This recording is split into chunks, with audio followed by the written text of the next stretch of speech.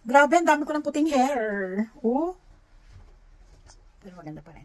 O yan, meron nag-message sa ano natin, sa Facebook Messenger natin. Tinatanong niya, meron si kuyang ka LDR, long distance relationship, tapos meron din siyang kanu label. Sino daw yung pipili niya sakali na kailangan niya ng mamili? Ayan. Marco, sino pipiliin mo? LDR? LDR ka. Bakit?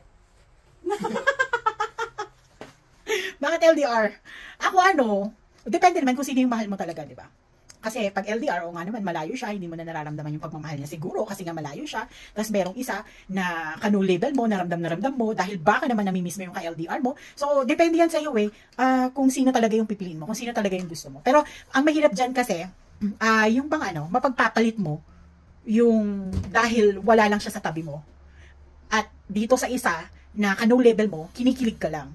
So, mahirap timbangin pag ganun. Siguro mamili ka na lang kapag pareho na silang kasama mo or pag nakasama mo na yung ka-LDR mo. Ayun. Pag sa LDR kasi, minsan nga, mas totoo pa yun kasi kahit na malayo kayo sa isa't isa, di ba? Nandun pa rin siya, naghihintay pa rin siya.